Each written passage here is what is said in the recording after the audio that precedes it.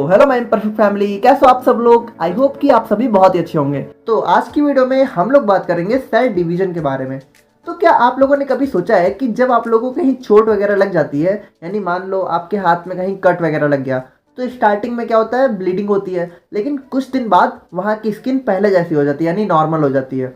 या फिर बात करें तो पहले जब बचपन में हम लोग इतने छोटे से थे और आज हम लोग इतने बड़े हो गए हैं, तो हमारी बॉडी का साइज यहाँ पे कैसे बढ़ता है, कैसे हमारी बॉडी ग्रो करती है, तो इन्हीं सारी चीज़ों का आंसर हम लोग को आज की वीडियो में मिलने वाला है। तो आप लोग कॉपी और पेन लेके बैठ जाइए और हम लोग अपना आज का लेक्चर स्टार्ट करते हैं। तो बात करें हम लोग यहाँ पे सेल डिवीजन की, तो ये हमारी एक ऐसी प्रोसेस होती है जिससे हमारी जो एक सेल होती है वो यहाँ पे दो अलग अलग सेल में डिवाइड हो जाती है।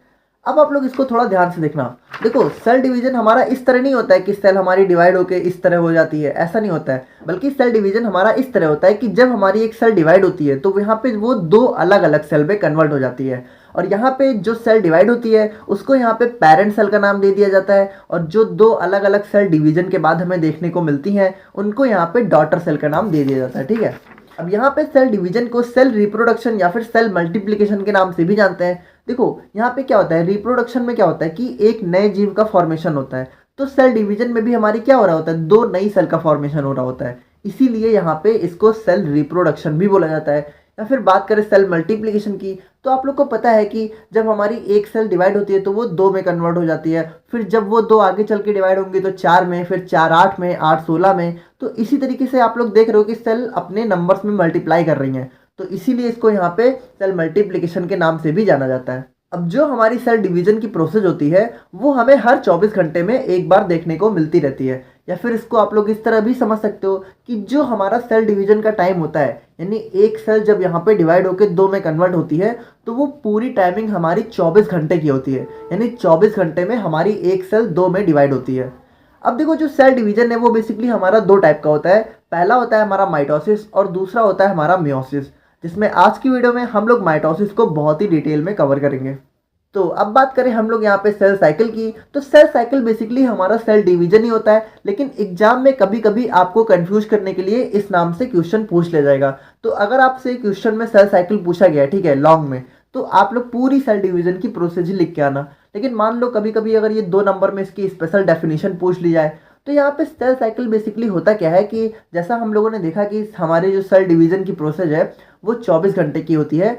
तो 24 घंटे के बीच में हमारी सेल डिवीजन, यानी कि जब हमारी एक सेल दो में डिवाइड होती है तो उसके बीच में कौन कौन से इवेंट्स होते हैं, कौन कौन से चेंजेस होते हैं सेल में, ठीक है, कैसे यहाँ पे सेल डिवाइड होती है, तो वही सारे जो चेंजेस होते हैं, जो सीक्वेंस ऑफ इवेंट्स होते हैं, उन्हीं को यहाँ पे सेल साइकिल बोला जाता है। देखो, साइक्लिक प्रोसेस क्या होती है, ऐसी प्रोसेस जो जहाँ पे शुरू होती है वहीं पे आके खत्म हो जाती है। और जो हमारा सेल डिवीजन का प्रोसेस होता है वो एक साइक्लिक प्रोसेस होता है, इसीलिए इसको यहाँ पे सेल साइकिल बोला जाता है। यानी कि सेल डिवीजन हमारा जहां से शुरू होता है वहीं पे आके खत्म हो जाता है और फिर वहीं से शुरू हो जाता है। ठीक है, ये कंटिन्यूअस प्रोसेस होती है। तो अभी आप लोग जब आगे देखोगे तो आप लोग को बहुत ही अच्छे से समझ में आ जाएगा।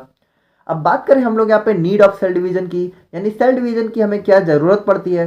तो जैसा हम लोगों ने स्टार्टिंग में बात की थी कि जब यहाँ पे कोई ऑर्गेनिज्म यहाँ पे ग्रो करता है, ठीक है, लाइक अगर हम लोग की बात करें तो हम लोग जब यहाँ पे छोटे से बड़े होते हैं तो हमारी बॉडी का साइज यहाँ पे कैसे बढ़ता है, जब यहाँ पे सेल डिवाइड करती हैं। देखो, जब सेल डिवाइड करती है तो सेल के नंबर्स बढ़ते हैं, और जब सेल के नंबर्स बढ़ते हैं तो हमारा मसल मास ग्रो करता है, ठीक है, और उसकी वजह से हमें जो है ग्रोथ देखने को मिलती है। और वहीं बात करें तो जो हमारी ओल्ड और डेड और इंजर्ड सेल होती हैं, यानी कि कुछ कुछ सेल हमारी ऐसी हो जाती हैं जो काम करना बंद कर देती हैं, जिनके अंदर के ऑर्गेनल्स यहाँ पे फंक्शन करना स्टॉप कर देते हैं। या फिर बात करें इंजर्ड, यानी कि जब हमें कोई इंजरी वगैरह हो जाती है, यानी कि जब हमें कहीं चोट वगैरह लगती है तो वहाँ क्या होता है, वहाँ की सेल डेड हो जाती है, यानी खत्म हो जाती है।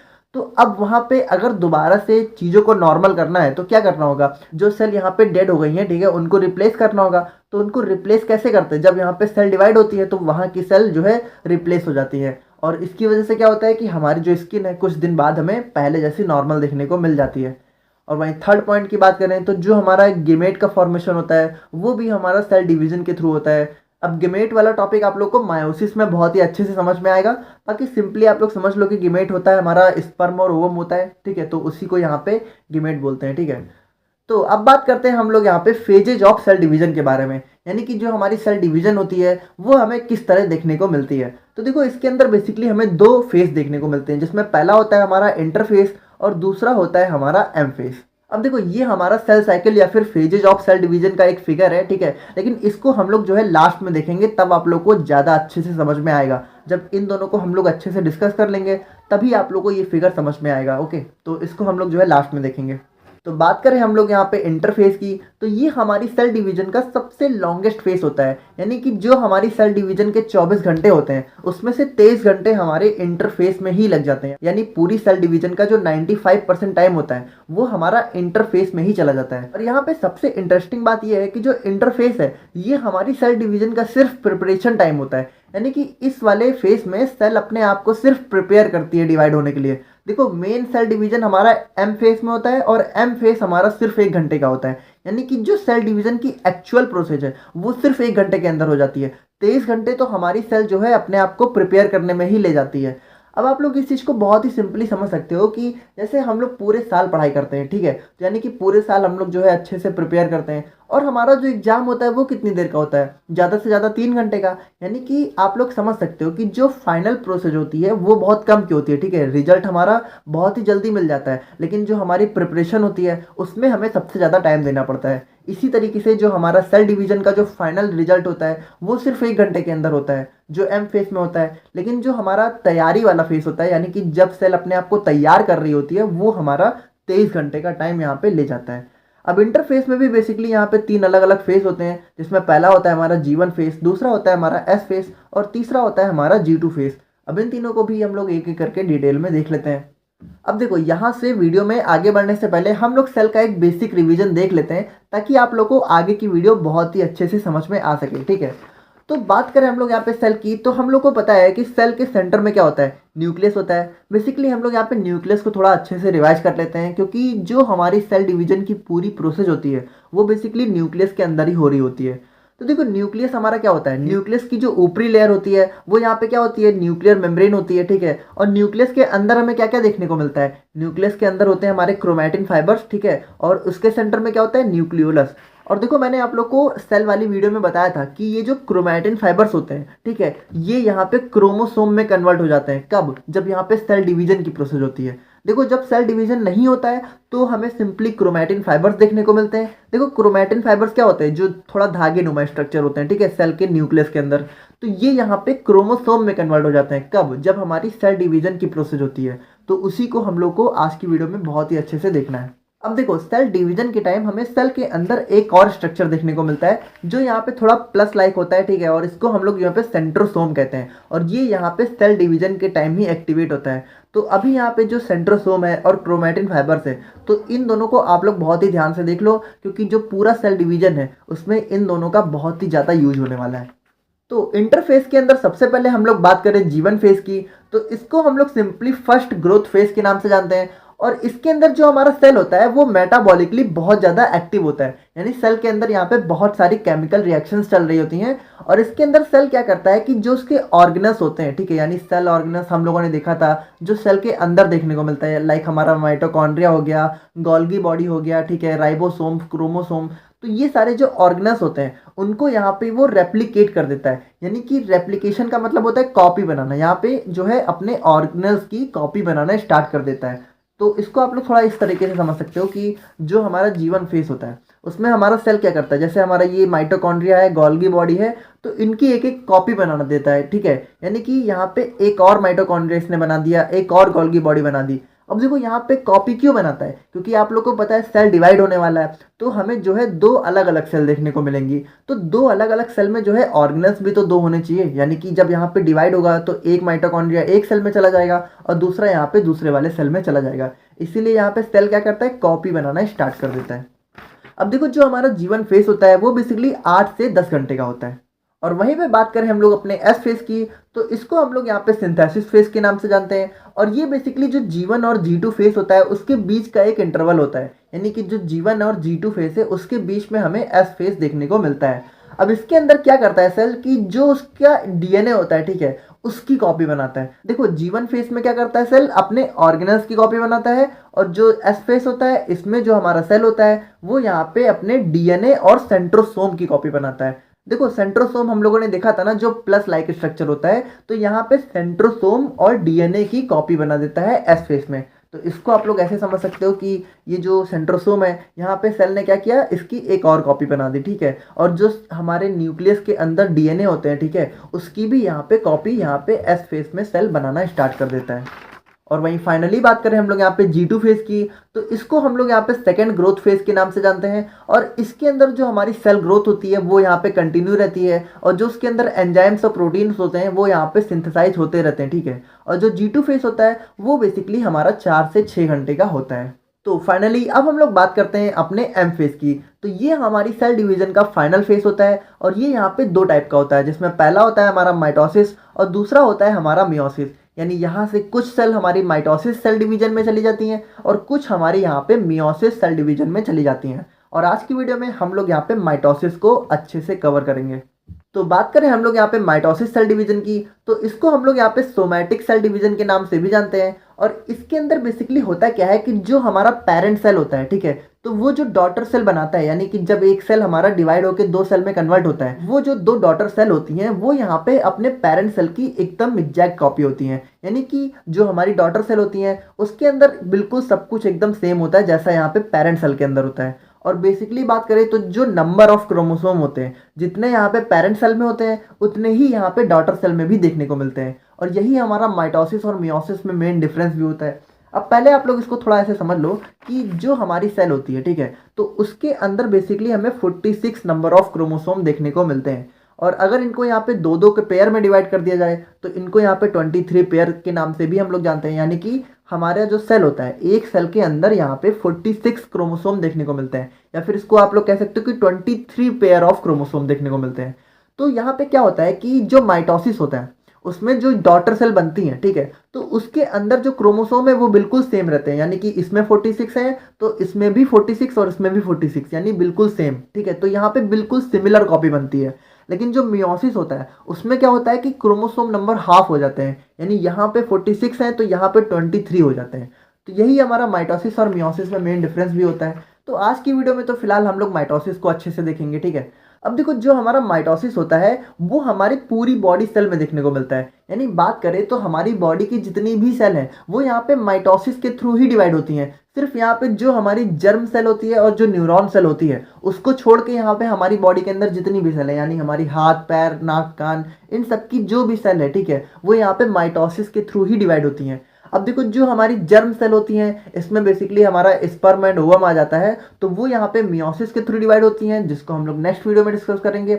और वहीं बात करें हम लोग यहाँ पे न्यूरॉन सेल की, तो देखो न्यूरॉन सेल के अंदर हमें डिवीजन देखने को ही नहीं मिलता है। यानी न्यूरॉन, देखो न्यूरॉन हमारे ब्रेन में पाए जाते हैं, तो ब्रेन की जो सेल्स होती हैं अगर वो डैमेज हुई तो उसके अंदर जो है कोई सेल डिवीजन देखने को ही नहीं मिलता है। और इसीलिए कहा जाता है कि अगर दिमाग में चोट लगी तो फिर बाद में सही होना बहुत ही मुश्किल हो जाता है, ठीक है। क्योंकि हमारी जो सेल है वो देखो रिपेयर कब होती है, वो रिपेयर तब होती है जब यहाँ पे डिवाइड होती है। तो जब यहाँ पे सेल डिवीजन होगा ही नहीं तो हमारी सेल रिपेयर ही नहीं होगी। इसीलिए बोला जाता है कि अगर यहाँ पे हमारी नर्व सेल्स के अंदर कोई भी डैमेज हुआ तो वो दोबारा रिपेयर नहीं होता है। अब देखो, जो हमारा माइटोसिस है इसको हम लोग यहाँ पे इक्वेशनल डिवीजन के नाम से भी जानते हैं। देखो, जैसा हम लोगों ने बोला था इक्वेशनल का मतलब क्या होता है, इक्वल। तो यहाँ पे आप लोग देख रहे हो कि 46 यहाँ पे पेरेंट सेल में रहते हैं, ठीक है, 46 क्रोमोसोम, तो डॉटर में भी 46 क्रोमोसोम है, यानी कि इक्वल डिवीजन हो रहा है, ठीक है। इसीलिए इसको यहाँ पे इक्वेशनल डिवीजन भी बोला जाता है। अब देखो, जो हमारी माइटोसिस की प्रोसेस होती है तो ये भी बेसिकली हमारी दो स्टेज में होती है, जिसमें पहला होता है हमारा कार्योकाइनेसिस और दूसरा होता है हमारा साइटोकाइनेसिस। तो देखो, जो हमारा कार्योकाइनेसिस होता है इसमें बेसिकली क्या होता है कि हमारी जो सेल होती है उसका न्यूक्लियस डिवाइड होता है। तो आप लोग को पता है कि सेल के अंदर क्या क्या होता है, न्यूक्लियस होता है और साइटोप्लाज्म होता है, ठीक है। तो साइटोप्लाज्म के अंदर हमारे सारे ऑर्गेनल्स होते हैं। तो जो हमारा न्यूक्लियस है सेल का वो यहाँ पे डिवाइड होता है कार्योकाइनेसिस में। यानी कि कार्योकाइनेसिस में क्या होता है कि जो हमारा सेल का न्यूक्लियस है वो 1 से 2 में कन्वर्ट होता है। और साइटोकाइनेसिस में क्या होता है, देखो साइटो, तो इसमें क्या होता है कि जब यहाँ पे न्यूक्लियस डिवाइड हो गया है और सेल हमारी जो है नई सेल फॉर्म हो गई है तो उसके अंदर जो साइटोप्लाज्म का फॉर्मेशन है वो यहाँ पे साइटोकाइनेसिस के अंदर होता है, ठीक है। तो हमारा जो माइटोसिस है वो यहाँ पे 2 स्टेज में होता है। तो इन दोनों को हम लोग यहाँ पे एक एक करके देख लेते हैं। तो बात करें हम लोग यहाँ पे कार्योकाइनेसिस की, तो ये हमारा न्यूक्लियर डिवीजन की प्रोसेस होती है। यानी इसके अंदर जो हमारा न्यूक्लियस है वो यहाँ पे डिवाइड हो रहा होता है। और ये भी बेसिकली 4 फेज में होता है, जिसमें पहला होता है हमारा प्रोफेज, दूसरा होता है मेटाफेज, तीसरा होता है एनाफेज और फोर्थ होता है हमारा टेलोफेज। तो बात करें हम लोग यहाँ पे प्रोफेज की, तो जो हमारा अर्ली प्रोफेज होता है, यानी कि प्रोफेज की स्टार्टिंग में क्या होता है कि जो क्रोमैटिन फाइबर्स होते हैं वो यहाँ पे क्रोमोसोम में कन्वर्ट होना स्टार्ट हो जाते हैं, जैसा कि हम लोगों ने स्टार्टिंग में देखा था। और उसके बाद जो हमारे सेंट्रोसोम होते हैं, ठीक है, वो यहाँ पे क्या करते हैं कि सेल के अपोजिट पोल में चले जाते हैं और माइटोटिक स्पिंडल या फिर स्पिंडल फाइबर का फॉर्मेशन स्टार्ट कर देते हैं। अब आप लोग इसको सिंपली इस तरह समझो कि यहाँ पे क्या होता है कि जैसा हम लोगों ने स्टार्टिंग में देखा था, क्या होता है कि हमारी सेल के न्यूक्लियस के अंदर क्रोमैटिन फाइबर्स होते हैं, वो यहाँ पे क्रोमोसोम के फॉर्म में कन्वर्ट होना स्टार्ट हो जाते हैं।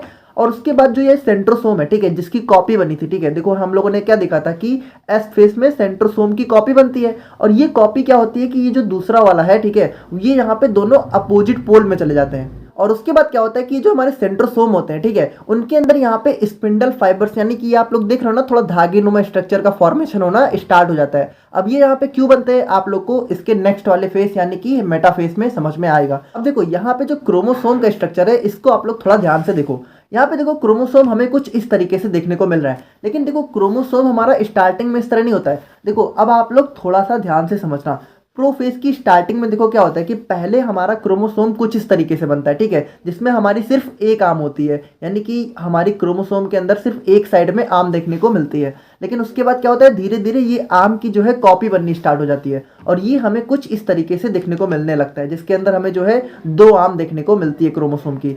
और जब हमारा ये इस फॉर्म में कन्वर्ट हो जाता है, तो इसको हम लोग यहाँ पे रेप्लिकेटेड क्रोमोसोम के नाम से जानते हैं, ठीक है, या फिर इसको यहाँ पे सिस्टर क्रोमैटिड्स भी बोलते हैं, क्योंकि ये जो आर्म है इसको यहाँ पे सिस्टर आर्म भी बोला जाता है, ठीक है। इसीलिए इस वाले क्रोमोसोम को यहाँ पे रेप्लिकेटेड क्रोमोसोम या फिर सिस्टर क्रोमैटिड्स या फिर क्रोमैटिड्स या फिर क्रोमोसोम, देखो क्रोमोसोम तो हमारा ये भी है, क्रोमोसोम तो हमारा ये भी है, लेकिन इसको यहाँ पे कुछ इन सारे नामों से भी जाना जाता है। तो आप लोग को अगर ये इस नाम से देखने को मिले तो कंफ्यूज नहीं होना है, ठीक है। अच्छा देखो आप लोग यहाँ पे एक चीज ध्यान रखना कि क्रोमोसोम का जो ये वाला स्ट्रक्चर है, ठीक है, इसको यहाँ पे रेप्लिकेटेड क्रोमोसोम या फिर सिस्टर क्रोमैटिड या फिर क्रोमैटिड तो बोला जाता है। लेकिन अगर आप लोग को कोई ये वाला स्ट्रक्चर दे दे क्रोमोसोम का, तो इसको हम लोग सिर्फ क्रोमोसोम बोलते हैं, इसको यहाँ पे सिस्टर क्रोमैटिड या फिर क्रोमैटिड नहीं बोला जाता है। तो गलती से भी अगर आप लोग को कोई ये वाला क्रोमोसोम दिखाए तो ये हमारा सिर्फ क्रोमोसोम होता है, और इसको हम लोग यहाँ पे रेप्लिकेटेड क्रोमोसोम या फिर इन सारे नामों से भी जानते हैं। और वहीं पे जो हमारा लेट प्रोफेस होता है, यानी प्रोफेस के लास्ट में क्या होता है कि जो हमारा न्यूक्लियोलस होता है, एंडोप्लाज्मिक रेटिकुलम और जो अदर सेल ऑर्गनस होते हैं, वो यहाँ पे डिसअपियर होना स्टार्ट हो जाते हैं। देखो डिसअपियर क्यों होते हैं, अभी आप लोग को अगले वाले फेस में समझ में आ जाएगा।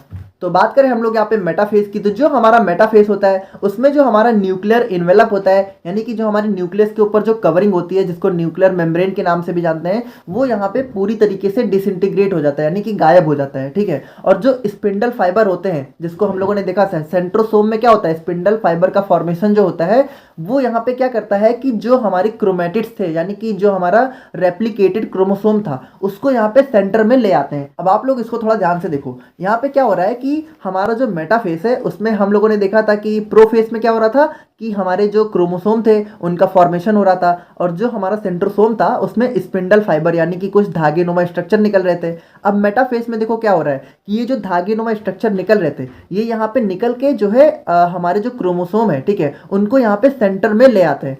अब आप लोग देखो एक चीज़ ध्यान रखना कि हमारा जो न्यूक्लियस है उसके अंदर 46 क्रोमोसोम देखने को मिलते हैं, लेकिन यहाँ पे हम लोग सिर्फ 4 क्रोमोसोम को दिखा रहे हैं, क्योंकि उतनी 46 को बनाने की जगह तो है नहीं, तो हम लोग जो है 4 क्रोमोसोम से समझने की कोशिश कर रहे हैं, ठीक है।